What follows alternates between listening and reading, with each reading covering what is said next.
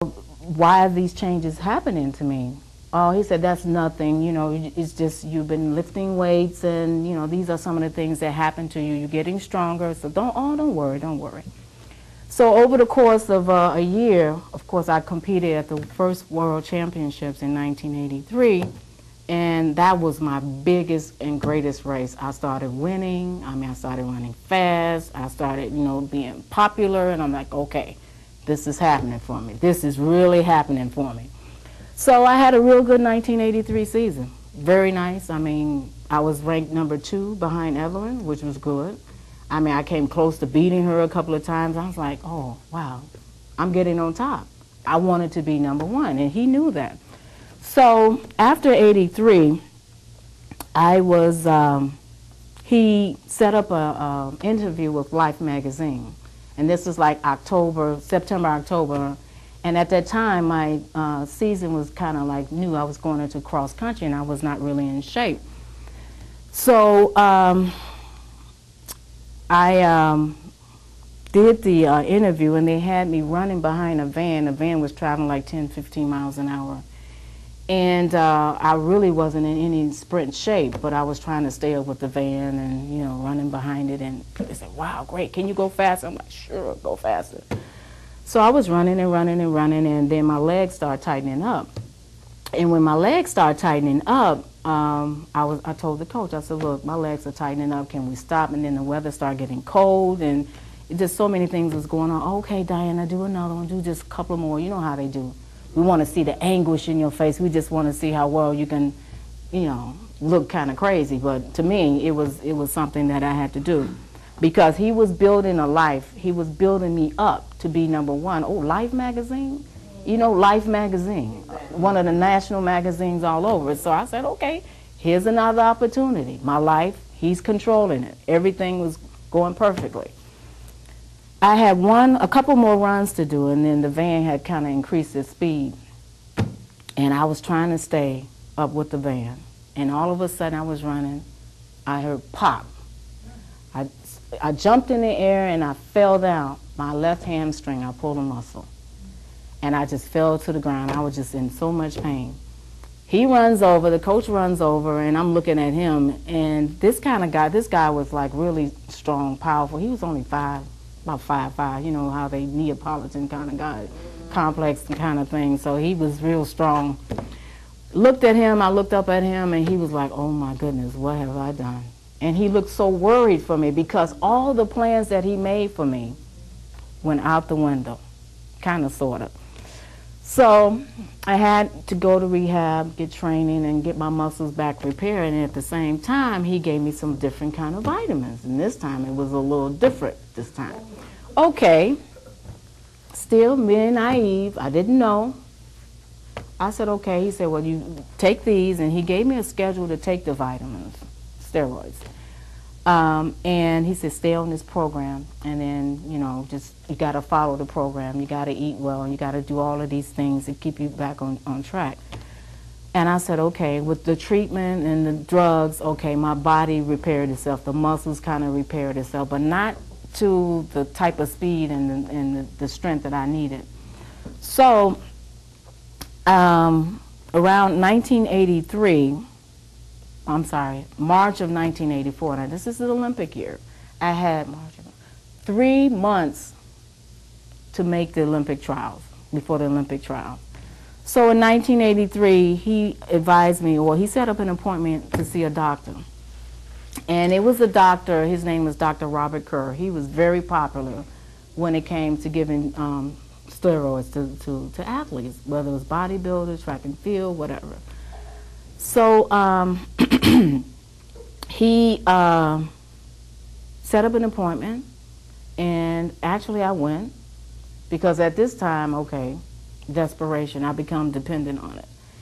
But at the same time I was dependent on the drugs, I didn't take it as he had administered me to take it, because when you're taking a different steroid, it has some other drastic effects. And the drastic effects were facial hairs. I had skin problems. And one time, when I woke up in the mornings, like I aged, like I was 90 years old. My face was like really tight, And it was like I had like psoriasis, like ringworms on my face. I had to go to a dermatologist. It's like this thing just really But see, he never knew because I hid it. I mean, he never knew, because if he had known, I believe he probably wouldn't have cared, because he didn't care because he gave him to me. And I felt that, okay, now I need to do something about this. So I gave the drugs to the boyfriend at the time, because he was into bodybuilding. So I gave him it.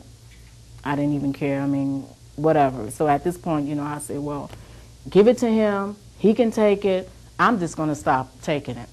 But I went to Dr. Kerr's office.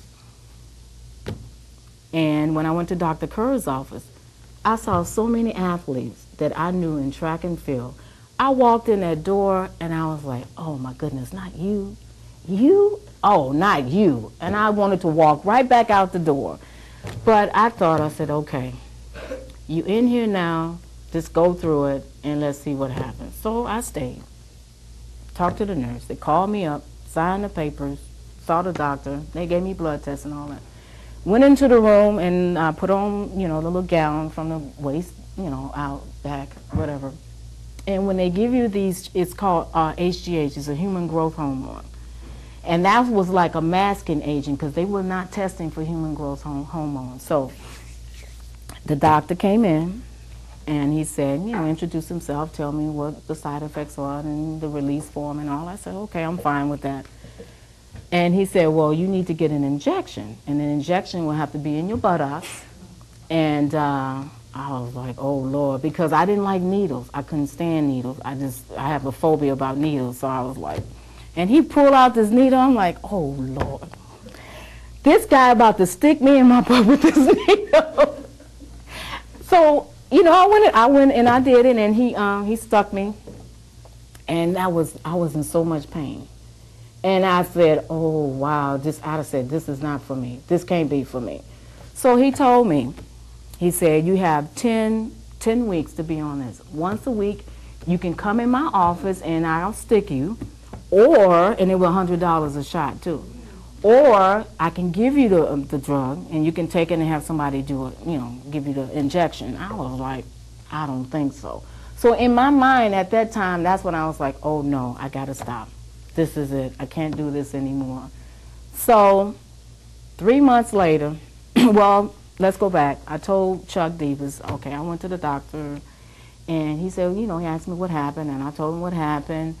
And he was like, well, you just stay, you know, you have to go every week and, you know, just continue to do what you need to do to get, you know, get your muscles repaired. I'm like, okay, sure, fine, but I just let him know. In my mind, I'm like, yeah, that's what you think.